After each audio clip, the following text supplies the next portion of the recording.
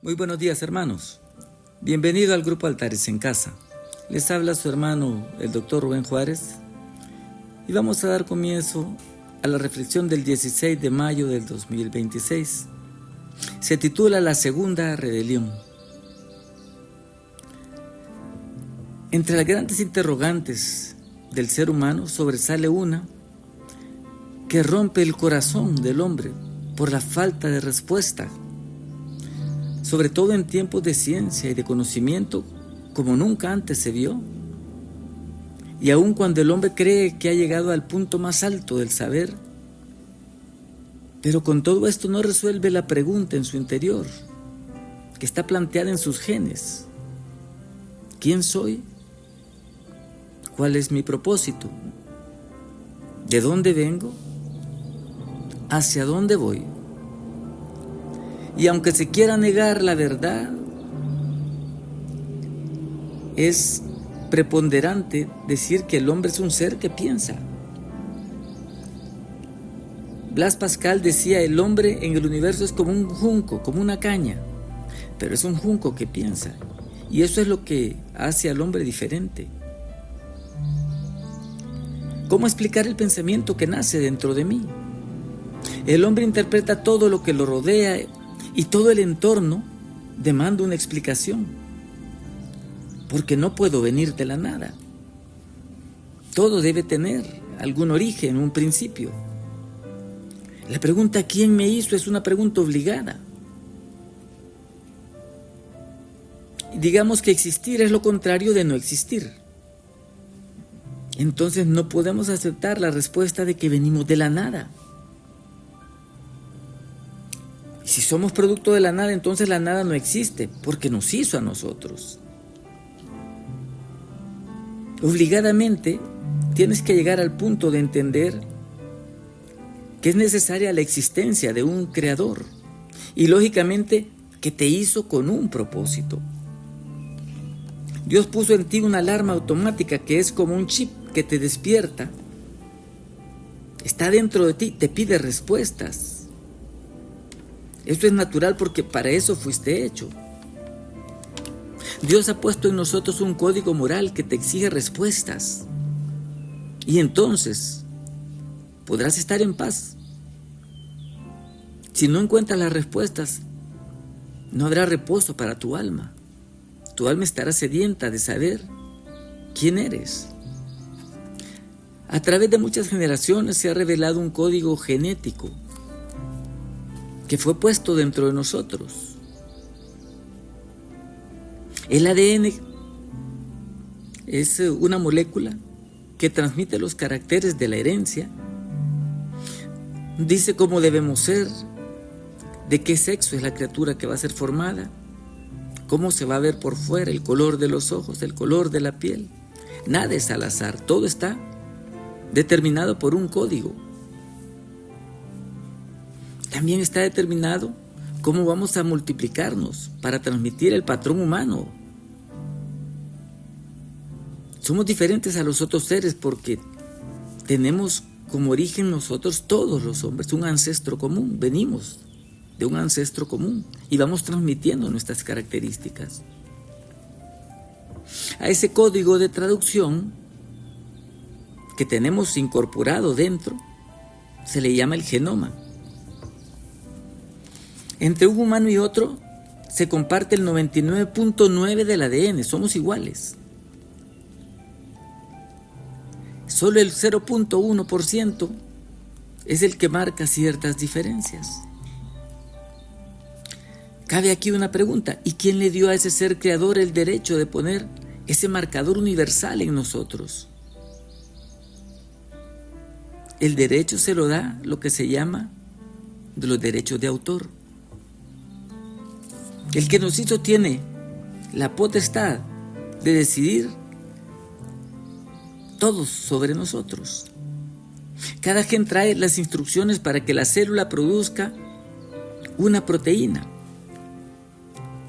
Le da órdenes a la célula. Y en la célula hay una estructura pequeña que se llama el ribosoma, que es el que lee el código que le están pasando. ese código pasa por una pantalla en el ribosoma, para entenderlo así. Y el ribosoma lee qué es lo que debe producir, cuál es el producto que puede convertir en una proteína. Y es exactamente la proteína que el código trae estipulado. Te aclaro que hubo una polémica cuando Charles Darwin publicó su libro El origen de las especies en 1859, porque Charles Darwin no conocía el código genético ni la existencia del ADN. Darwin no conocía, no entendía cómo se traspasaban las características de una generación a otra. Él no conocía los mecanismos moleculares de la herencia. No sabía que el código genético humano no puede ser cambiado.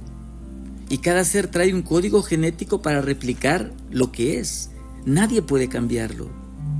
¿Sabes? El único que puede cambiar el programa es el que tiene el código, el creador, o sea, Dios.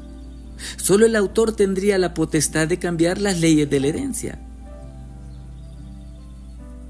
Darwin solo tenía el presentimiento que había variantes en la herencia, pero no conoció la explicación molecular.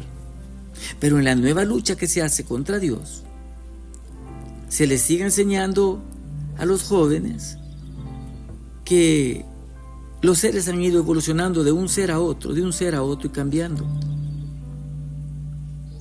Cuando el código genético no te lo permite, el código hace una réplica exacta de la criatura. Solo que Dios le dio a su criatura la capacidad de adaptarse en distintos ambientes. Eso es algo maravilloso, pero Dios lo puso dentro del ser que creó.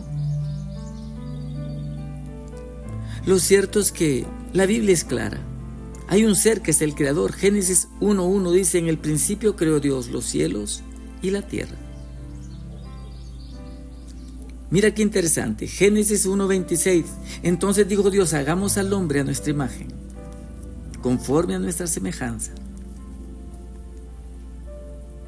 2:7 dice: entonces Jehová Dios formó al hombre del polvo de la tierra. ¿Sabes qué? Hicieron un estudio y todos los elementos del cuerpo humano se hallan en el polvo de la tierra.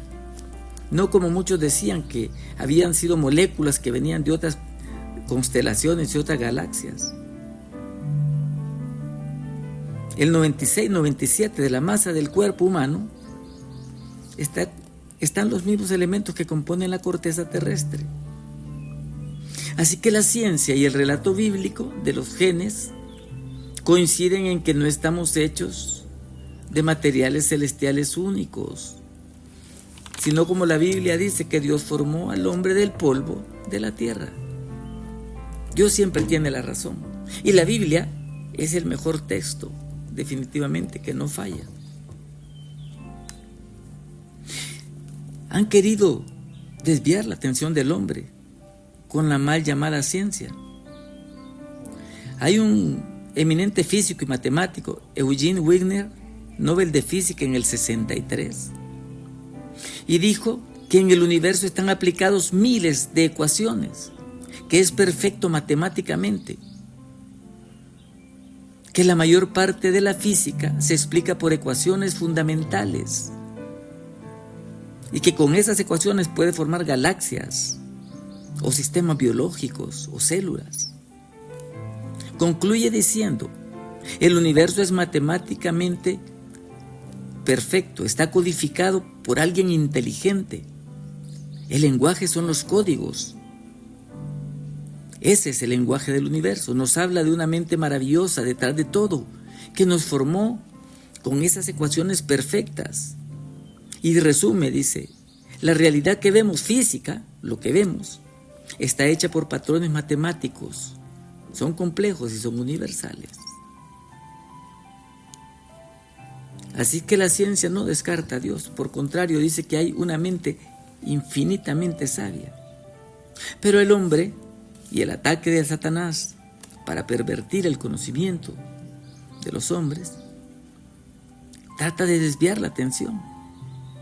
Sin embargo, Dios nos dice en Romanos 2:20: porque las cosas invisibles de Él, de Dios, Su eterno poder y deidad se hacen claramente visibles desde la creación del mundo, siendo entendidas por medio de las cosas hechas, de manera que no tienen excusa.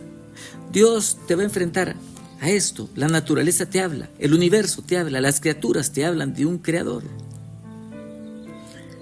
2:21, Romanos 2:21 dice: pues habiendo conocido a Dios, no le glorificaron como a Dios, ni le dieron gracias, sino que se envanecieron en sus razonamientos, se perdieron en su locura, y su necio corazón fue entenebrecido.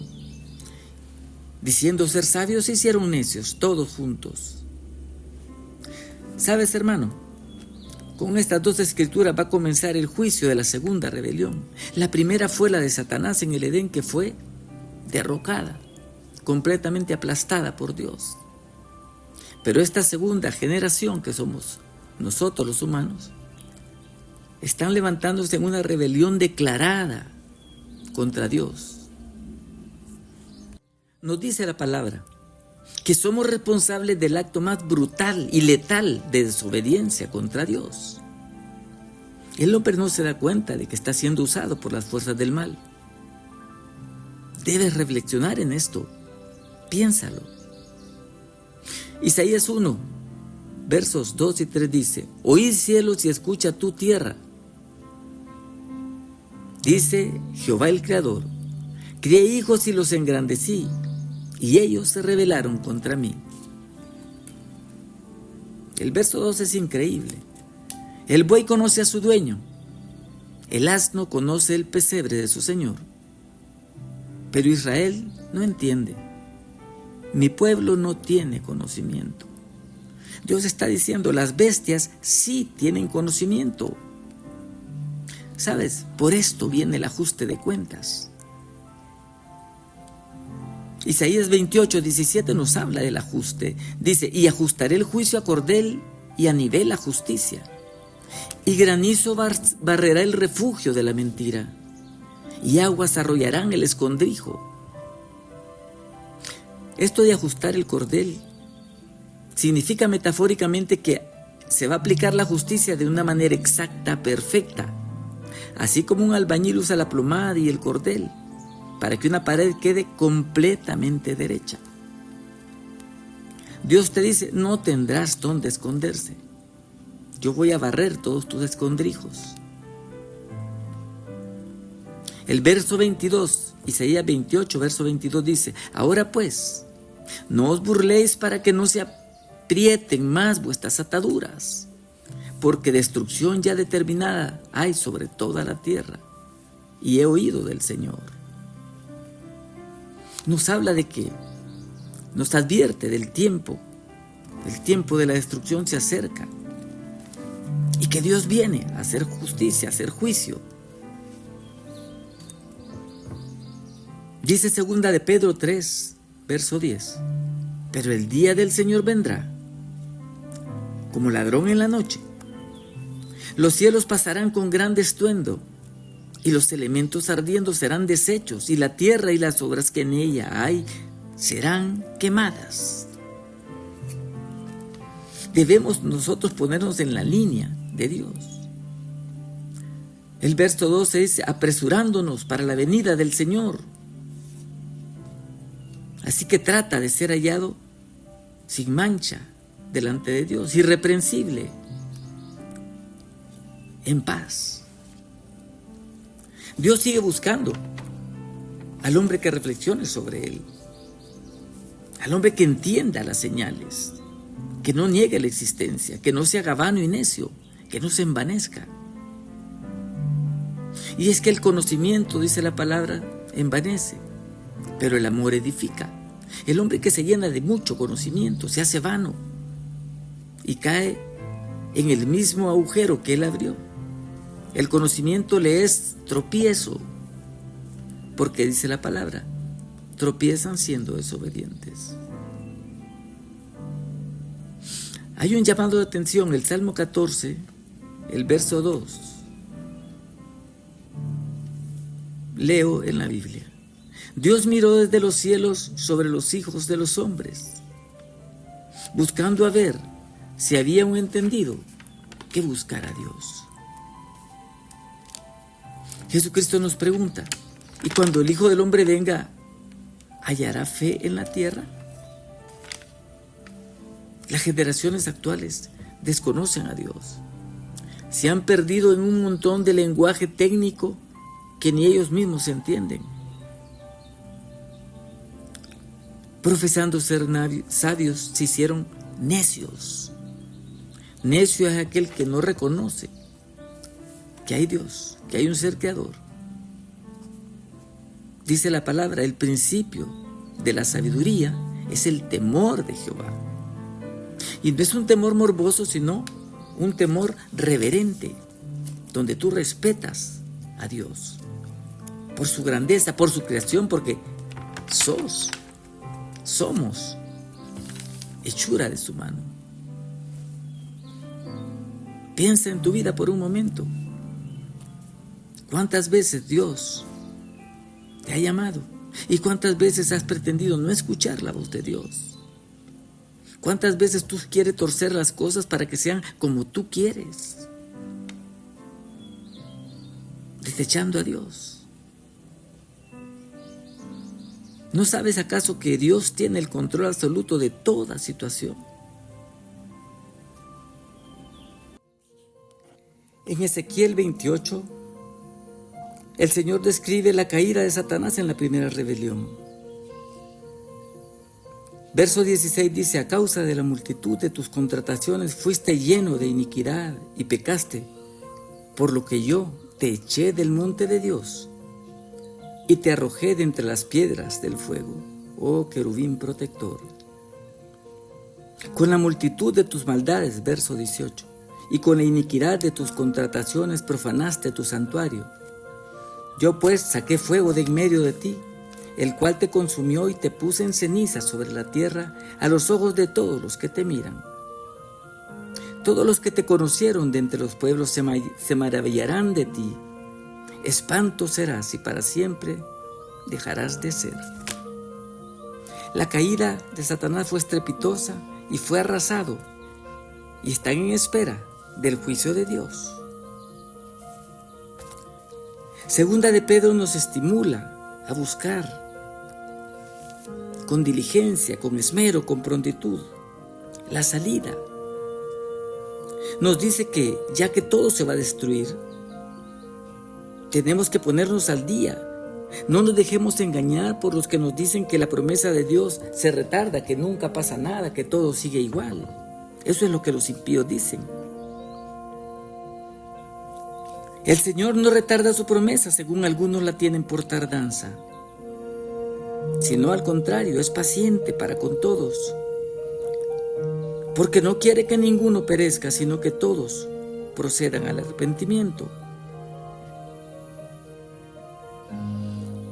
Concluye diciendo, puesto que todas las cosas han de ser deshechas, ¿cómo no debéis vosotros andar en una manera santa y piadosa de vivir, preparándose para aquel día? Nosotros, el pueblo de Dios, esperamos según sus promesas, cielos nuevos y tierra nueva, en las cuales mora la justicia. Tenemos entendido, dice, que la paciencia de nuestro Señor es para salvarnos. ¿Sabes qué, hermano? El desafío de la fe cristiana es contra todas las doctrinas aberrantes que quieren meternos en la cabeza y borrar a Dios, a un Dios que está grabado en los genes nuestros, en el ADN. Es un código que nadie puede cambiar.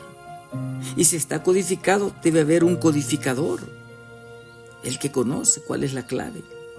Es el único que puede cambiar el código genético del hombre. Tienes que acercarte a Dios y entender, somos responsables de las decisiones que tomemos. Podemos acercarnos a Dios, aferrarnos a su palabra y obedecer contra todo pronóstico. Cuando el Señor les dice, mi pueblo no tiene conocimiento, las bestias sí, Dios lo dice con dolor. Pero viene el momento, hermano, y vamos a estar delante del gran trono, dando cuentas de nuestro corazón. ¿Cuál fue nuestra elección? Tanto vales para Dios, que Dios dio a su Hijo, no lo dudó por un momento. Y Dios quiere que entiendas su plan y su propósito.